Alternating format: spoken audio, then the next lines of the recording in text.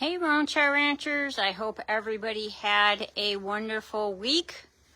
We're coming to you on a Saturday because yesterday was just too darn windy here. You never would have been able to hear me. So this week was pretty uneventful. We were to have their teeth done this week. Unfortunately, the individual that does it hurt her back. So we are hoping that she feels better and will be able to do it this upcoming week. So everybody has been doing well. We have started giving them hay both in the morning and in the evening. I told you guys before that we were doing it in the evening. Now we're doing it in the morning because it's cold here. It's like in the 30s in the morning and overnight. So to make sure that everybody is still looking good for the winter, we have decided to start feeding hay in the morning, just a little bit, not too much. We don't want to get them overfed and too fat because that will cause other issues. And the pastures really just don't have anything on it. They're out there nibbling away, but there's nothing of any nutritional value. It's more of just to keep their mind stimulated and their bodies moving. Other than that, we still continue to get calls from owners who are looking to rehome their horses for the winter. We actually went out today to go see one. If you're familiar with New York, we went to Syracuse, which is about halfway into the state. It was about a 3-hour drive from us. So we are going to make a decision on that. We have to think about it. These decisions are not made lightly. There's a whole bunch of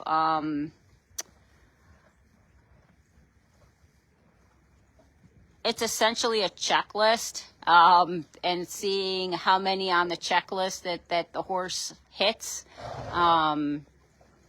We have limited funds, so we have to be very careful with who we choose and what their situation is and how much in need they are. And this one is in need. That's not the question. The more of the question is logistically, with being 3 hours away. Many of you know that I do work a full-time job.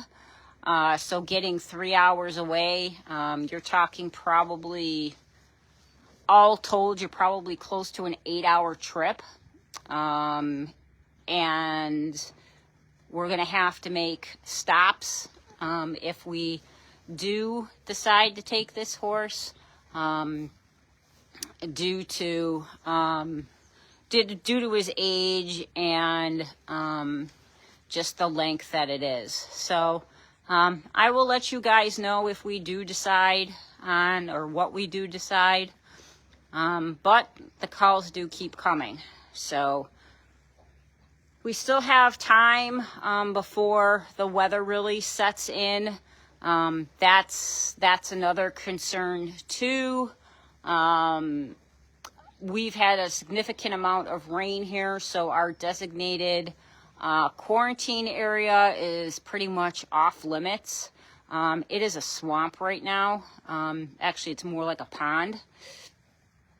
So that is something that we will need to address in the future. But the need is now. So we also have to think of, financially, will we be able to cover the needs of a new arrival?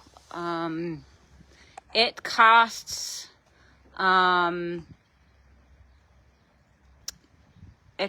about between $1,800 $202,000 all told.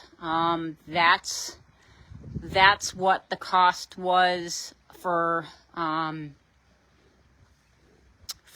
months with Solomon. I believe it was right around $1,800. So we have to think of that as well.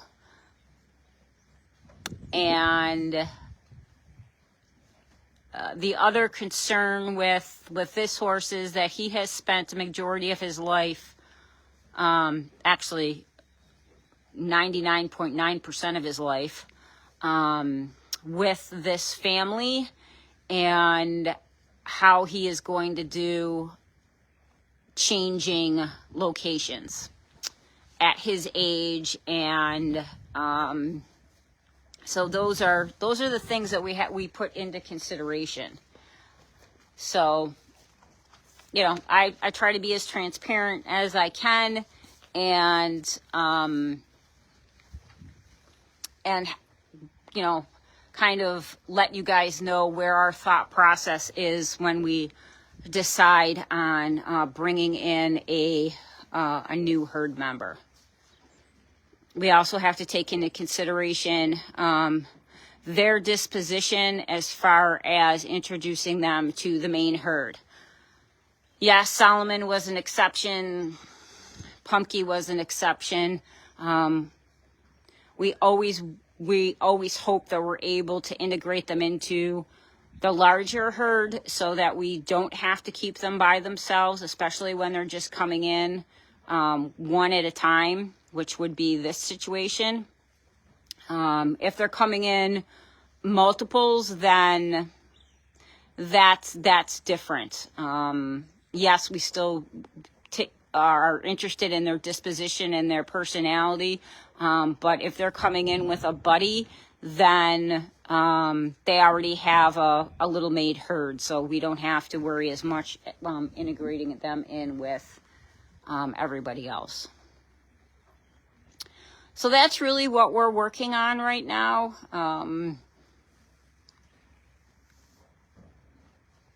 We are planning on putting on the windows soon for our addition. The last couple days was ridiculously windy. We had like 50-mile-an-hour gusts here. So we know that those windows need to be put on. We're hoping this weekend, if not next weekend, to put them up. And that would be our final preparation for the winter.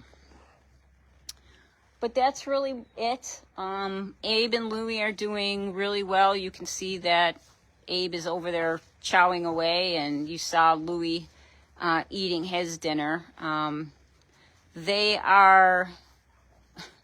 Keep going, Rony Rones. There you go, buddy.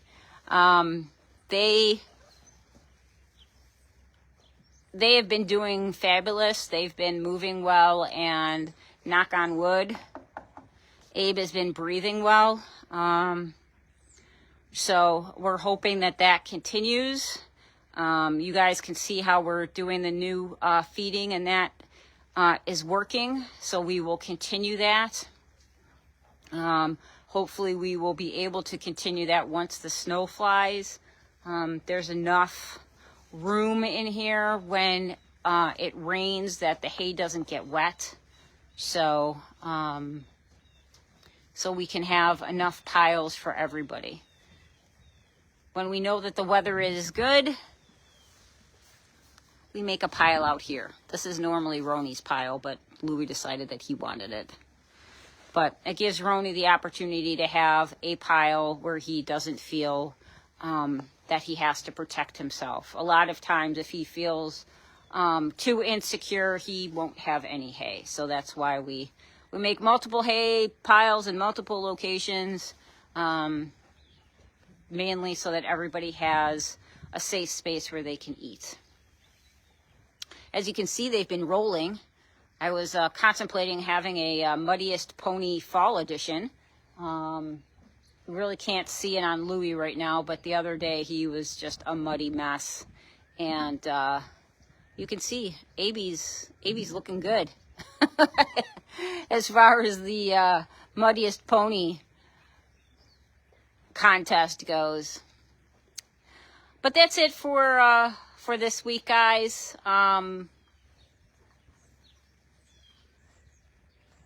Yeah, we really don't have anything major coming up. Like I said, this week we have we're having their teeth done. So that's pretty much it. So I hope everybody has a wonderful week, and don't forget to move your clocks tonight when you go to bed. It makes feeding. It's going to make feeding rather interesting because these guys have little alarm clocks in their heads. So we'll see how this goes tomorrow. Anyway, Roanchai Ranchers, I hope everybody has a great week, and we will talk next week. Be well.